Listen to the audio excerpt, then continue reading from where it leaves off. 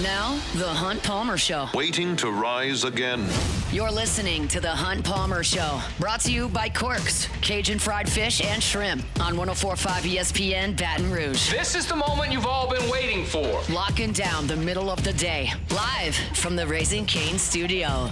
This is Hunt Palmer.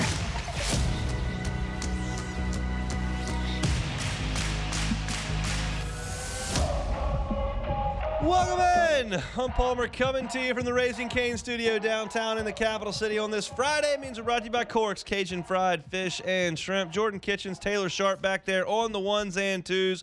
Fired up you are here with us. Hopefully that work week is in the rearview mirror for you. If that is the case, congratulations. If it's not, we'll get you to the finish line here on this Lenten Friday. That means it's a great time to stop by Corks. Check out the menu, corksfishandshrimp.com.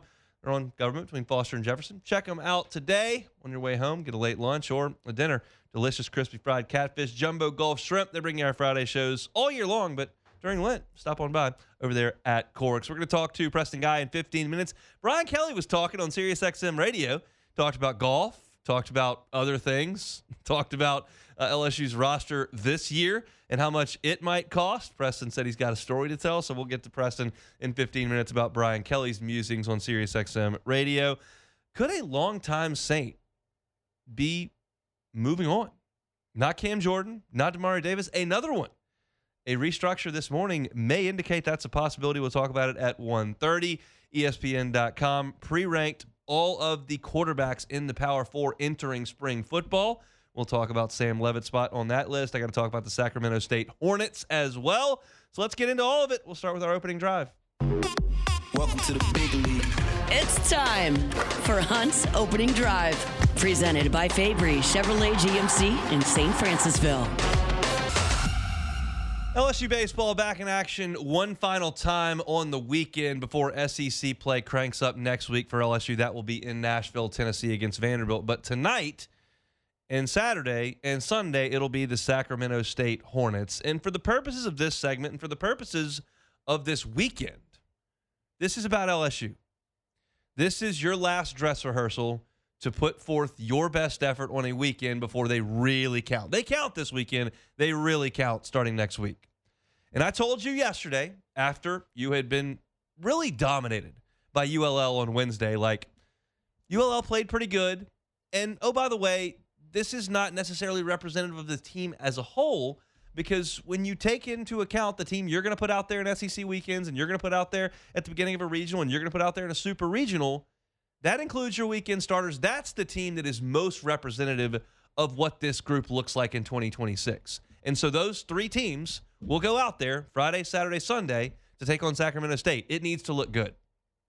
I told you last week at this time in this segment that I wanted Case and Evans to go out there and look like an ace last week against Dartmouth. So look, I want to see a guy go out there and done. It's a high bar. I'm setting a high bar. I'm expecting a lot. But that's the expectation at LSU. He didn't quite get that. He had some good innings.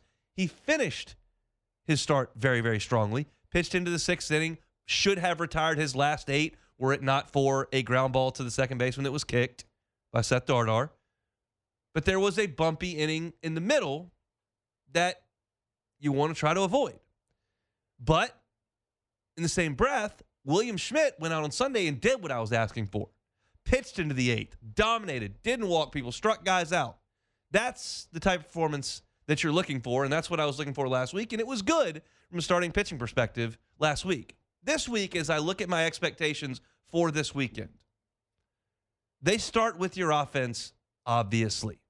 This is not breaking news, okay? LSU's not swinging the bats very well at all right now. But I wrote a preview on LouisianaSports.net, and I kind of talked about what the offense has been. And the offense has been good prior to this really rough patch.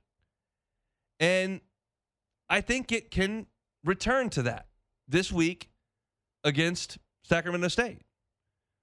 I think this offense is feeling the pressure of what has gone wrong the last week. I think they're pressing. I think everybody, when they dig in, knows that it's not going very well.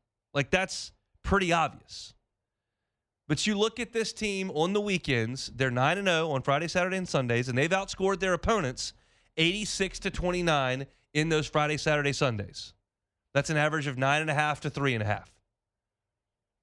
What they need this weekend is to break through. They need a game where they score 16. They need an inning where they score 8. Because you know, y'all have been in that stadium enough. You've watched this program enough. If LSU goes out there in the 4th inning of the game today, and it's 0-0, and it's the 4th, and LSU hangs 7 in the 4th inning, that and when the 3rd out is recorded after LSU's hung 7, that place is going to come to its feet. Because while the expectations are extremely high for this program in Baton Rouge, and that brings with it visceral reaction to shortcomings, it's just part of the deal. Can't have one without the other. It's not going to be an extremely passionate fan base that takes losing just fine. That's not realistic. But on the flip side of that, they understand how this thing works.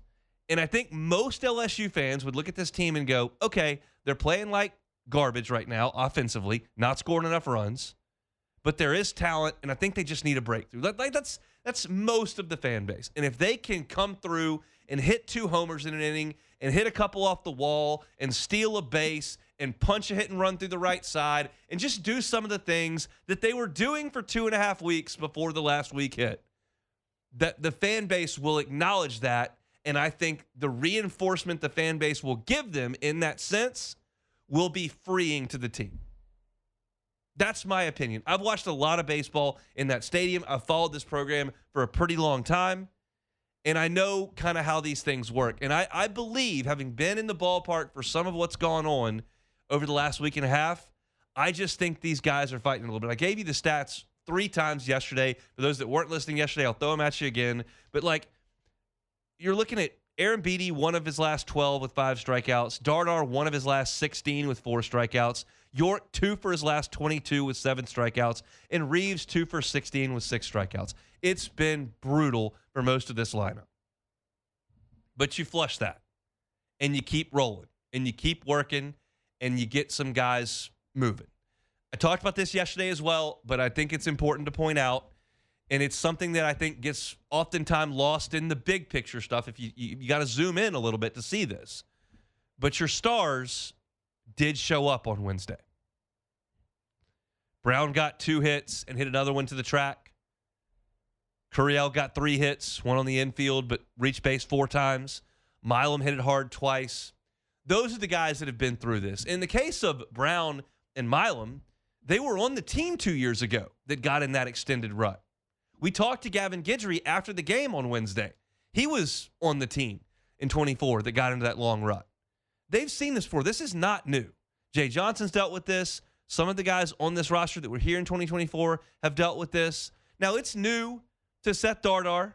It's new to Zach York. It's new to Tanner Reeves. It's new to Cade Aaron Beatty, those 4 names that I just rattled off. These guys are getting their big shot right now. And that can be frustrating to have this huge opportunity you've looked so much forward to, and then for a week, it's really tough. And you're thinking about that when you get in the box. Tonight, tomorrow, at some point, everybody's got to break through. It's going to happen eventually. There's not even an if. It will happen.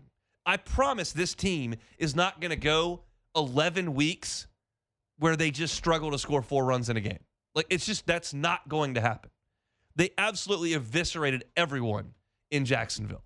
They did the same thing against similar competition to Dartmouth and Northeastern the week before that with Milwaukee and Kent State and all that. It will come back, and I think everyone knows that. I just would like it sooner rather than later. I want this weight lifted off this team.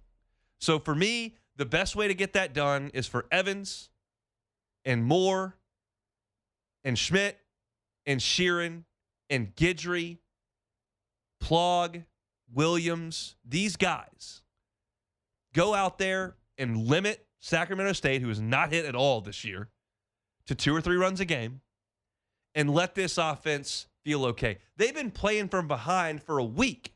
You were behind McNeese immediately. You were behind ULL immediately. You were behind Northeastern immediately. just play a little freer. Go out there and get a good start. Go out there and swing the bats early in the game. I think the crowd at the box this weekend is going to be encouraging to this team. I think they're going to break through this weekend. I think they're going to be just fine, and I feel good about their prospects in SEC play, even starting next week with the Vanderbilt team that's struggling a little bit. But it needs to start with this last dress rehearsal, 3 games, not a lot of platooning, not a lot of pitching changes, not throwing 10 guys in a game. This should look like, from a managerial perspective, from a lineup perspective, from a strategic perspective, like an SEC weekend. That's what this should look like. It is the last dress. It's not a wraparound. It's not Friday, Saturday, Sunday, Monday. It's not a round robin. This is Friday night, Saturday night, Sunday afternoon, go. And I think LSU should be in just fine position to go out there, play well, sweep this series, and get ready to go into SEC play. I'll be anxious to watch this evening and see how these guys swing the bat. It's coming eventually. That levee's going to break. I'd like it to be in the first inning tonight. We'll see. That's our first opening drive here on this Friday. We're brought to you by Cork's Cajun Fried Fish and Shrimp. When we come back, Brian Kelly was on SiriusXM earlier today. He was on there because he is obviously very close with Lou Holtz from his time at Notre Dame. Lou Holtz adores Notre Dame and won a national championship there. Those two are very close. And I believe Brian Kelly spent an hour with Danny Cannell on SiriusXM early this morning. There have been some quotes that have surfaced from that. Preston told me he'd like to opine on them. So we'll do that when we come back. The Hunt Palmer Show. One Bath and Closets. OneBathAndClosets.com is the website. David Vaughn and his team, 30 years redesigning and remodeling bathrooms and closets. I was listening to Brian Haldane on Talk 107.3 this morning. He hosts our morning show on 107.3, does an awesome job with that. But he was telling the listeners there on Talk about the great job that David Vaughn and his team did at the Haldane house. Brian and his wife were looking to kind of revamp their master bathroom. They brought David in, had the consultation, and as he tells the story, he took that big tub out, as I told you all the time, and put in a walk-in shower. Just completely changes the bathroom from a functionality perspective and an aesthetic function. And they had only had one vanity in their master bathroom. David reconstructed it to have 2.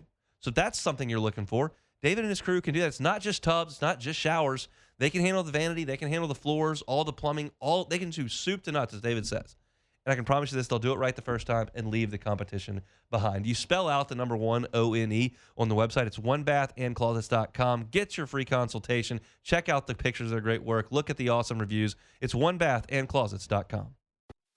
You're listening to The Hunt Palmer Show.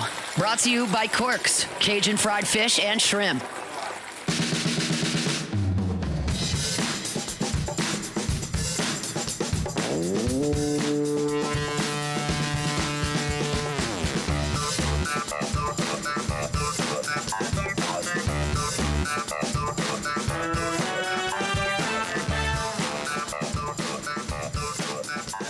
Transition over to the football side of things. To do that, we bring in Preston Guy from TigerBait.com. He joins us on Fridays, does now on the Jim's Firearms Hotline. Preston, how are you?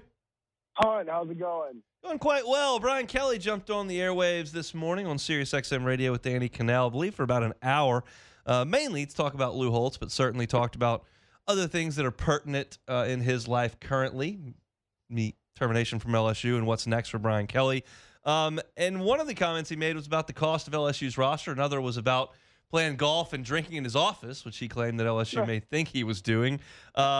Your thoughts on Brian Kelly airing out LSU's $40+ million roster this morning? Yeah, well, and notably the implication of pointing out how much that roster is, he's going to naturally come to the complaint of, well, they didn't give me that money while I was there. And, number one, a bit of that is just a market shift in that now rev share is going strong and things are more organized. Yes, every year we're going to see more and more money flooded into this as we get more organized and more set up for revenue to athletes, right? So, of course, naturally that's going to be it. But, Hunt, here's the other thing about this complaint, if you will. Part of being a football coach is giving the fans something to believe in. People don't want to throw money at investments they don't believe in. And part of his problem was he didn't do quite enough down the stretch to give fans enough to believe in to want to invest $40 million in a football team. And Lane Kiffin, has done that. Also worth noting, he never really connected with boosters well. I can tell you a story where I went to a booster event as a guest, not a booster or anything like that. I was just someone's guest at the table there. And he's talking to these guys, and he makes a joke about how we're all pretending we actually want to be here today. I mean, you're talking to people who paid 5 figures for a table of 10 people, right? Like these are people paying a lot of money. They don't they're not pretending. They're paying to be there. And one of the boosters reached out to me and told me about how that comment upset him. And lo and behold, less than a year later, that same booster paid 6 figures to get Lane Kiffin in town and not Brian Kelly in town. So if you're going to use that complaint, maybe you should consider that you're the figurehead. You're part of what draws the money in. Maybe you should have done some more to behoove people to get that money flowing in to LSU and the roster and all that jazz. But you know what? If I'm LSU, Hunt, I roll with that narrative, baby. I let it roll. I say, yeah, no, we never gave Brian Kelly the resources he needed to be successful. He's a great football coach, man. Absolutely great. We just had, oh, boy, it was all us. And, maybe you've got 50 million reasons to go with that narrative. I'm curious your thoughts on the term fit. I'll tell you as I ask you the question, I despise the term. Everyone uses it all the time, and people have said since the beginning that Brian Kelly is, quote-unquote, not a fit at LSU. Like, what's your thought on that whole deal? And it goes throughout sports, not just football, but your thought on that label for Brian Kelly and what it may mean. Yeah, I mean, when you talk about fit, it's just like that story I was just telling you. I mean, that kind of humor didn't click well with the big money guys. By the way, that booster just texted me and said it was the whole room, by the way, not just me. Yeah. So apparently he's listening. It is, just there's 1,000 little microcosms of fit. Now, I think fit is a factor. It's not the whole factor, right? I mean, you can look at how many guys have been unsuccessful at LSU and you just say, it's so perfect. Ed Ogeron, he is Louisiana. He was the fit. And you're right, 10 out of 10 on the fit, but you have to bring other things to the table as well. I mean, the same thing could be said about Trent Johnson. I'm sorry, not Trent Johnson. That's Nope. That's in the Brian Kelly category of fit. Johnny Jones. Yeah. But then I was going to bring up Trent Johnson as well. He was a great basketball coach, but he didn't fit and he didn't recruit well. You have to bring all of these things to the table. You have to be a good football coach. You have to know your X's and O's. You have to be able to work the boosters, all that, and you have to be a great fit to win at a high level, that is. And it's interesting because I feel like Lane Kiffin is one to want to be coaching the team, to want to be recruiting, to want to be scheming, to want to be kind of locked in his office and do his own thing. You don't see a lot of Lane Kiffin in public. You see a lot of him on social media.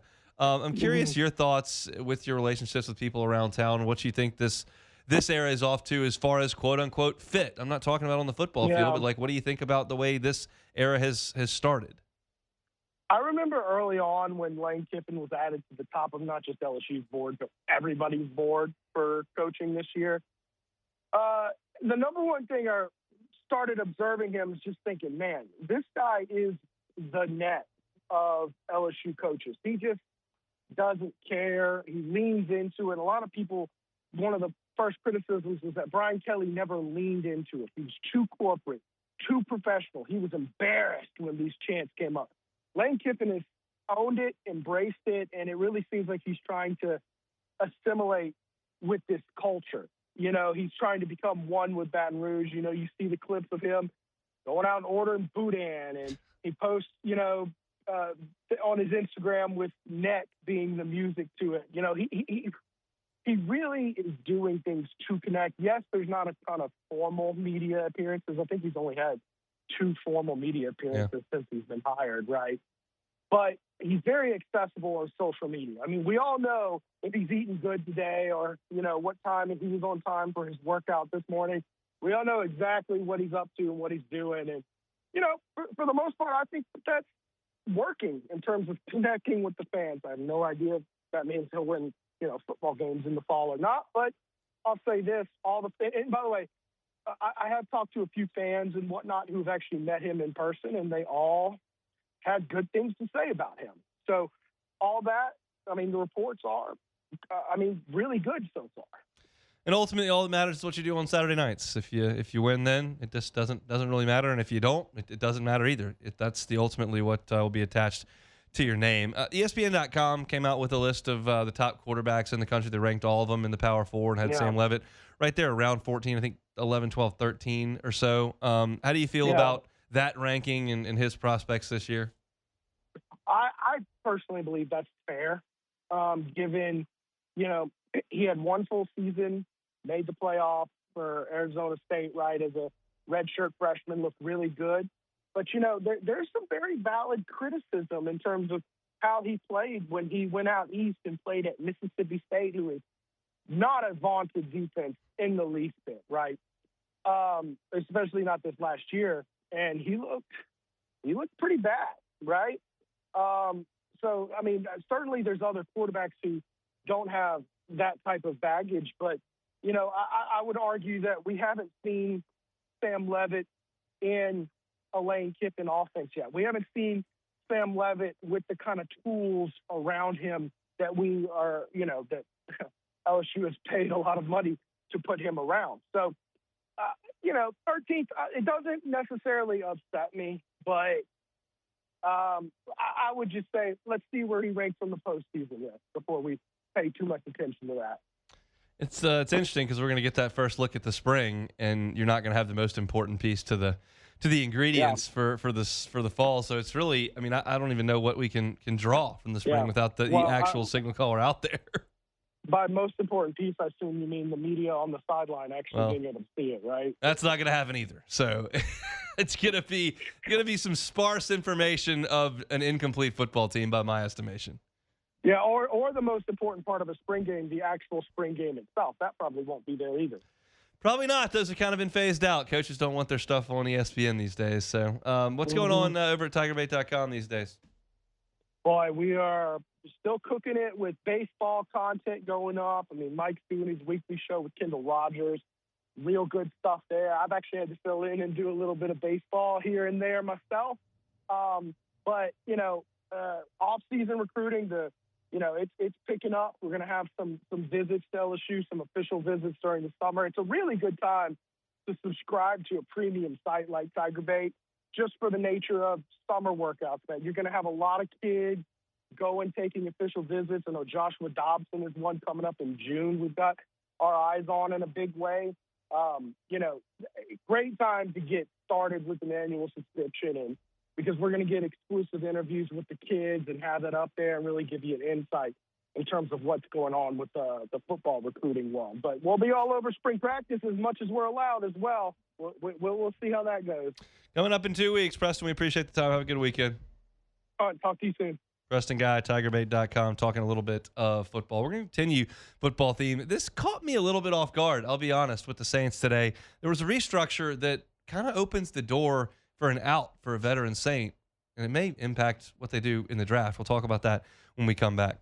The Hunt Palmer Show. GoTro's Outdoor Power. GoTro's Outdoor Power, family owned and operated, 22 years in business, 2 locations, Baton Rouge on Airline Highway, and of course in Gonzales. You're looking for one of those zero-turn mowers as the spring months are now upon us. GoTro's Outdoor Power is your spot. Keep this in mind later on this month because it is March 23rd through the 28th. So coming up in a couple of weeks, there's going to be an open house and giveaways Friday, March 27th. Everything's going to be on sale the entire week. It's going to be the best prices they've got at GoTro's Outdoor Power all year long. They're going to have some product giveaways, and we'll have more information as the month progresses. But look, Mower Madness, March 23rd through the 28th over at GoTro's. It's going to be an incredible group of deals there as the spring months are upon us. So if you're looking for a hustler, looking for a zero-turn mower for your property, GoTro's Outdoor Power needs to be on your list. Stop by and see them Monday through Saturday. Saturday is a half day, but they're open 6 days a week at those 2 locations, Baton Rouge on Airline Highway and, of course, in Gonzales. Mower Madness coming up at the end of the month. It's GoTro's Outdoor Power. This is the Hunt Palmer Show, brought to you by Quirks, Cajun fried fish and shrimp.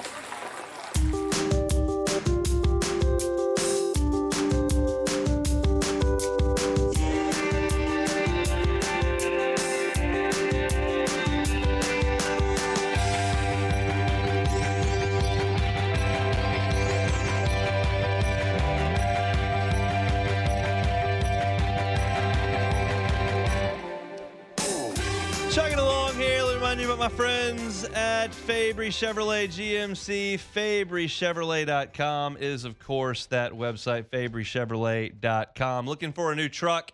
Look no further than Fabry Chevrolet GMC. They got 11,000 off Silverados.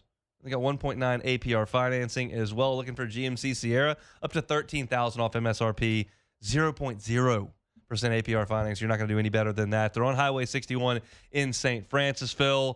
It's under new ownership as of October 1st. So if you've been by that dealership over the years, it's now the Fabry family. And you know the Fabry family. They've been here for 35 years.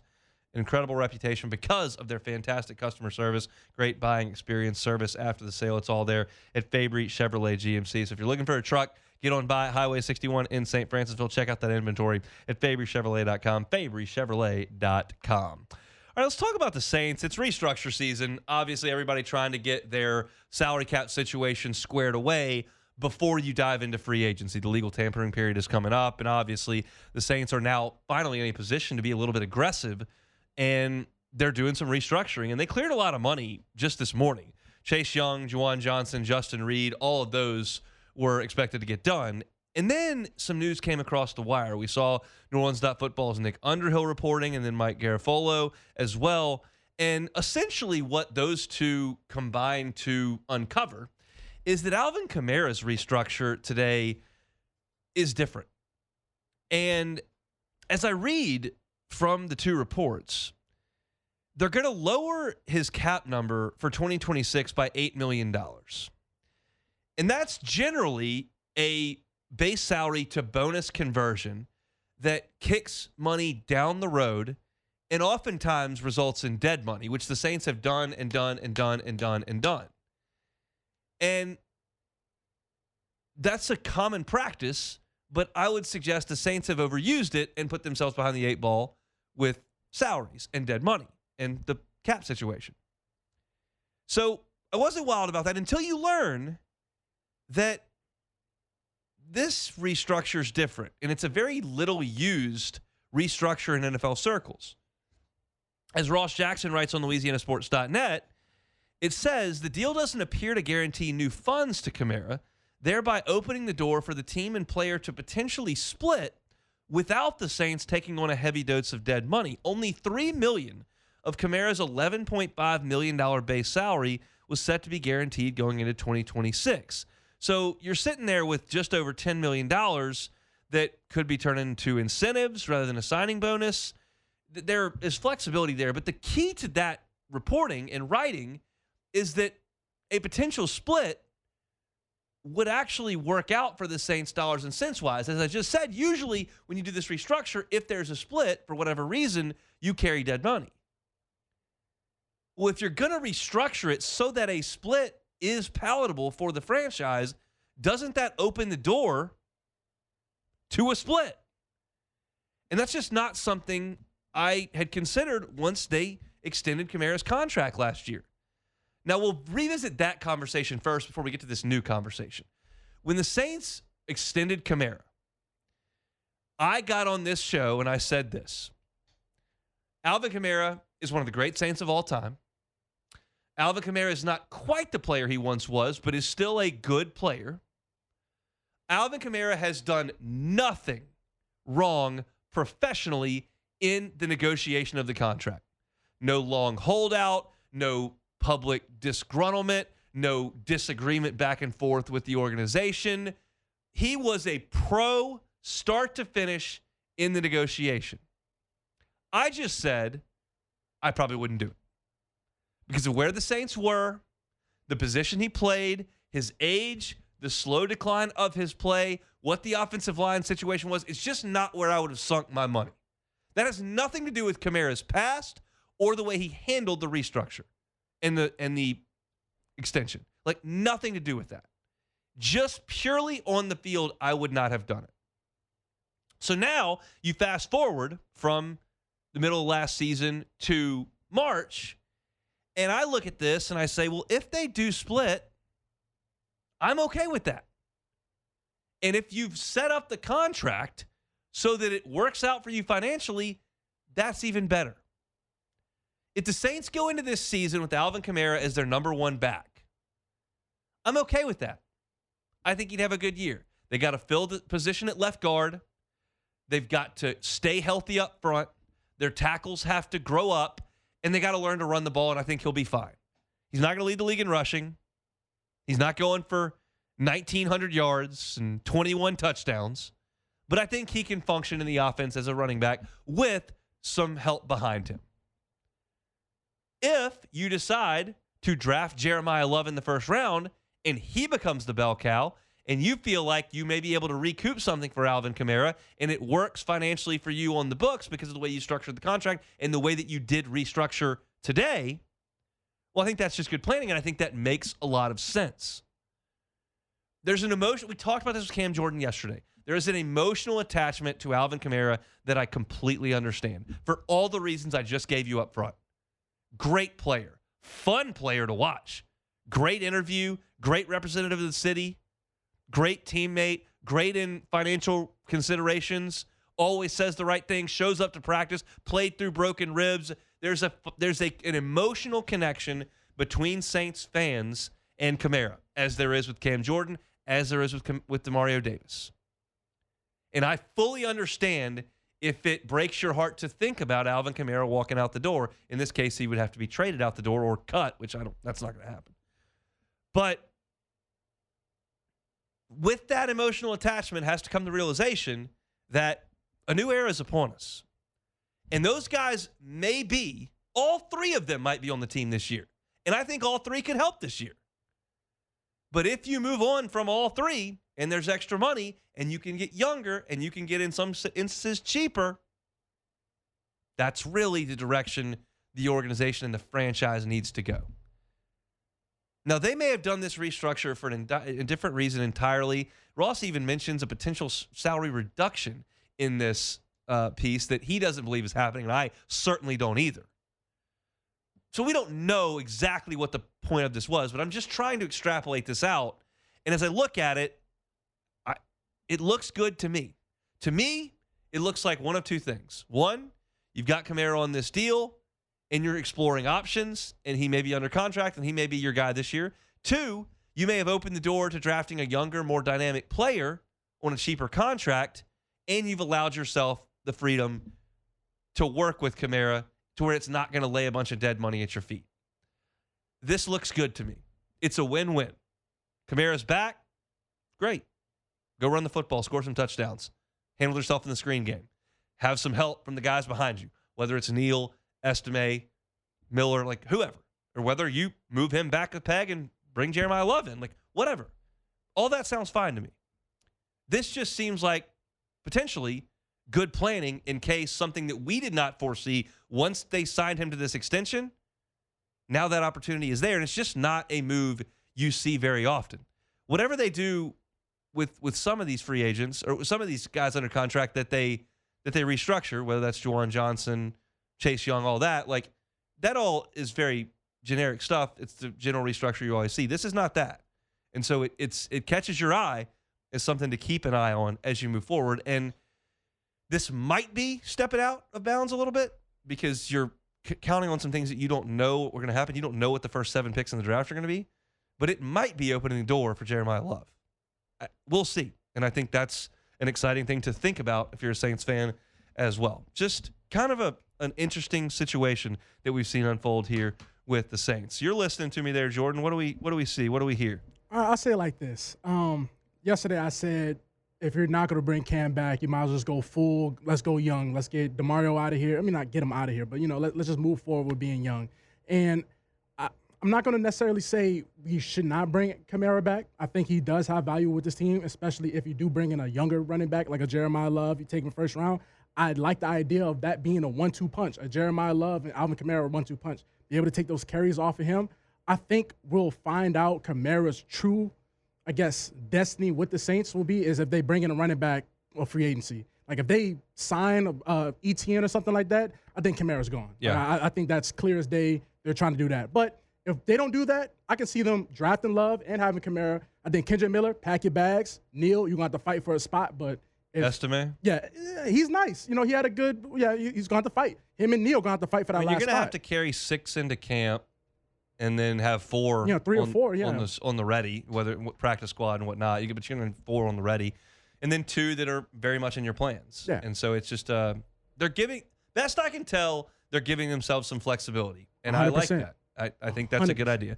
I don't know how enthused Alvin would be about a trade. Not at all. I mean, he been said, if they trade me, I'm going to go sit on the beach somewhere and drink a pina colada. So it's like, that's why I'm fully with it. It's like, okay, well, again, we'll work with you, but we're trying to do what's best for the Saints at this point. So I'm fully all in on let's do what's best for the Saints. It's to the point to wrap things here. It's a difficult emotional situation to part with one era and embrace the new one because 100%. You have to deal with. I sat in this chair right over here on the morning show when this, and I know that fans probably don't like a ton. I don't do this a lot, but when I compare the Cubs to the Saints, but like when the Cubs tore down their World Series team and they traded Rizzo and they traded Baez and they traded Bryant and they trade all, like that was an emotional thing for me because it had just been an amazing, it's been the best run in the history of the Cubs. And not that this has been the best run in the history of the Saints. But you watch them grow up. These guys have been here a long time. Yeah. And I knew in the moment, like they're doing the right thing. They're getting a bunch of 19, 20-year-old prospects who are now coming up into the system. And these guys are getting old, and they ended up, they didn't really help their other teams. And it was the right thing to do, but it doesn't make it any easier emotionally when you pulled for those guys and had their jersey and the whole deal. But Saints fans are going to have to realize, like, when you usher in this new era, as excited as you are about Tyler Shuck, the majority of the games he wins as the Saints quarterback ain't going to be with Alvin Kamara and Demario Davis playing on the team. Not even close. It just is what it is. So got to kind of embrace it and figure that part of it out. But doesn't make it any easier. This is what it is. So we'll keep things chugging along here. We'll come back. There's a meeting in Washington, D.C. today. I just got to read you the attendees. It's humorous on a number of levels. We'll talk about that when we come back. The Hunt Palmer Show. Highland Insurance Group, HighlandIG.com, HighlandIG.com. Jonathan Carbo and his team are just awesome people to work with in the insurance game. I talk to Jonathan all the time, and one of the things that we agree on is that you should trust your insurance broker like you trust your attorney if you're a business, like you trust your CPA.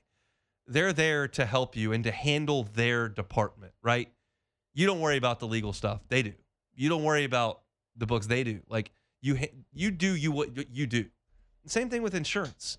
Just trust your broker. And if you don't trust your broker and the only thing you know about your broker is that they were the cheapest on the last renewal, is that the best way to go about things? Work with the experts of the Highland Insurance Group. They'll handle your insurance. They'll shop it for the best price. They'll make sure that you're in the right market with the right carrier, and they'll make sure you're covered so that when you do pay that premium check up front, you don't have to worry about paying the premium and having an uncovered claim. The Howard Insurance Group's not going to allow that to happen. They've got a team of experts. They're experts in the policy language, and they'll make sure that your insurance program at your business is right. It's the Howland Insurance Group. Find them out online at HighlandIG.com, HighlandIG.com. You're listening to The Hunt Palmer Show, brought to you by Corks, Cajun fried fish and shrimp.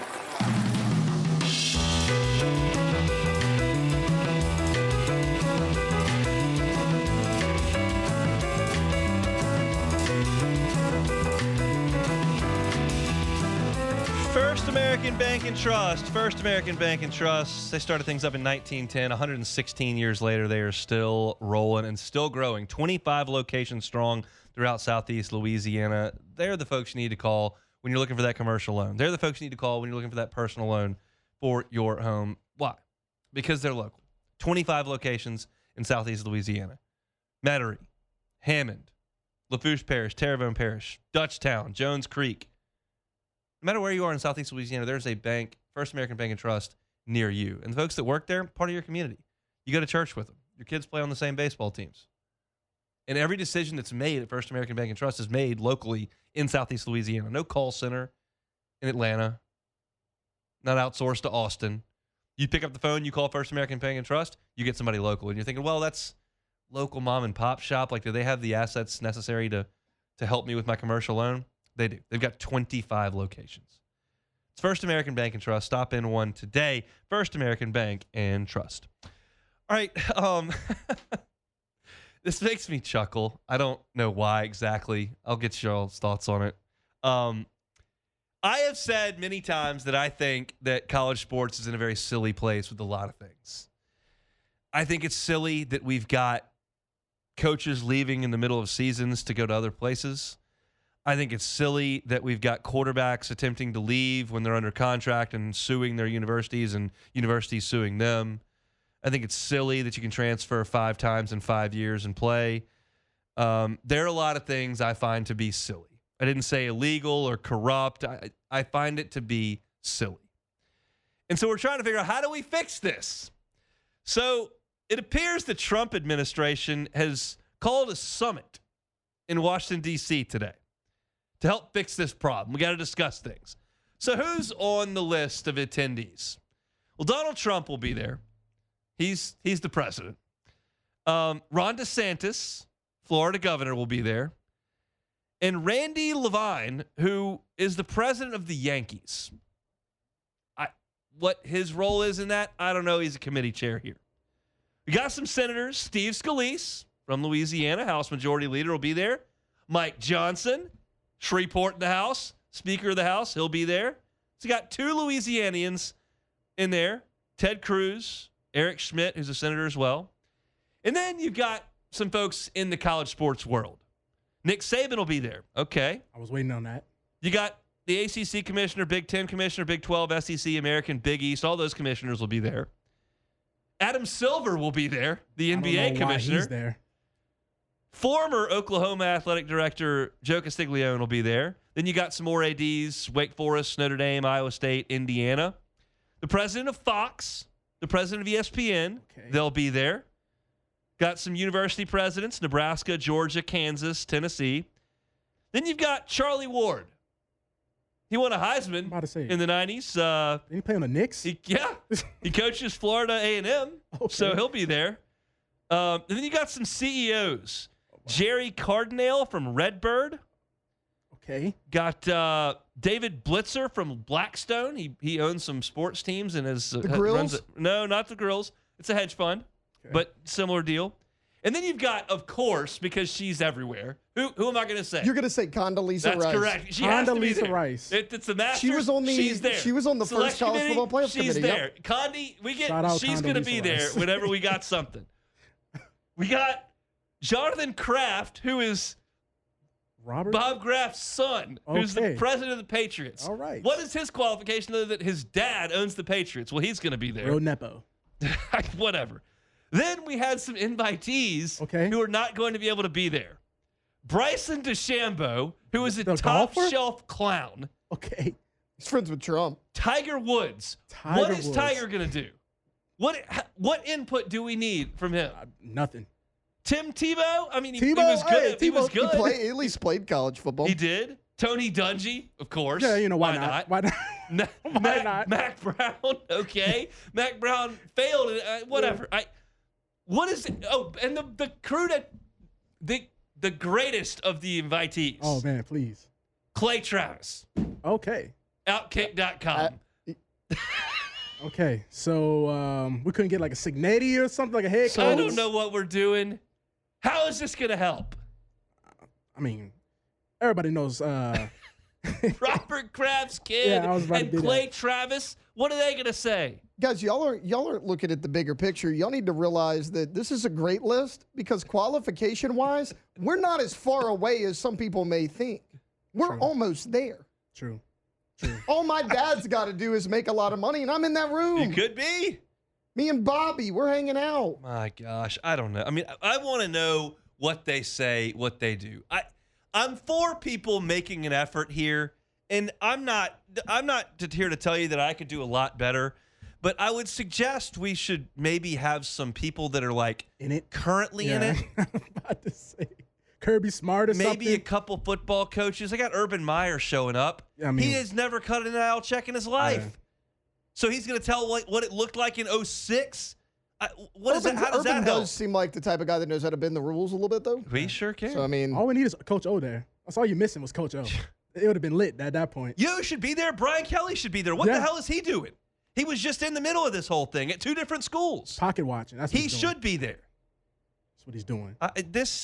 I'm curious. There are reporters there. Heather Dinich is there. There will be some things that surface from this, and we'll see what people decide to talk about in here. But this is my guess. My sincere guess is it will be a bunch of old people who don't like the new rules that complain the whole time. That's my guess. And what that's going to accomplish, I don't know. You got a bunch of people in their 60s and 70s here. Yeah. Is there anybody in their 30s and 40s that wants to jump into this? How about some agents? Can we get them involved? True. Like, how about some people that are actually doing this stuff that are being done instead of Urban going, well, I recruited Tebow back in Tebow's there. 05. What, we did it by the rules. Well, Where's Trace Armstrong? Remember the documentary? Kelly said it was his agent and Nussmeier's. He knows what he's doing. Let's go. You can't get a basketball coach because they're in the middle of it. Baseball's in the middle of it. The football coaches should be there. Oh, the Yankees. Didn't the Not Yankees just all the owner? ADs who say everything's broken. Yeah, the Yankees president. Yeah, like what? He'll figure it. He's the chair. He'll figure it out. I'm just glad Condi's going to be there. Yeah, man. It's life of the party. It's not a party if Condoleezza Rice is not there. Everybody knows that. Look, Condoleezza is probably a nice lady, but sure like, she is. how does she consistently get into all of these? I don't care how networking she got monster. on the football selection committee or this thing. I just want to know how she got into Augusta because I need to work on that. And I just don't feel like I'm making a lot of progress. Still early, man. Why don't they want the 1 to 3 mid-afternoon Baton Rouge sports talk show host as a member? I mean, all the qualifications. No, you got Swing Easy and everything. Like, what's That's right. going on? Oh, well. That's hour number 1. I'll tell you about Sacramento State in hour number 2, and we'll get to some Saints talk as well. Plus, where does Sam Levitt rank in the football quarterbacks entering the spring? All that, hour number 2, next. The Hunt Palmer Show. Boudreaux's Electrical Services. Boudreaux's Electrical Services. Do business with the family-run local business. That's where you need to get your Generac home standby generator. You can get one from the big box store. I promise you can. But once you walk out the door with that, / it comes and gets installed, do you ever hear from them again? Generators need maintenance. And in some cases, they need to be monitored. Neil and Melissa Boudreaux have run Boudreaux's Electric for 40 years. They will monitor your generator remotely 24/7. So if there is an event where it does malfunction or if something needs to be worked on before it needs to spring into action, they're there. That's the benefit of doing business with a local family-run company. Give them a call at 985-397-1562. That's 985-397-1562. Or in the Gonzales location, 225-300-9389. Get in that home standby generator from Generac today. It's Boudreaux's Electrical, boudreauxelectrical.com.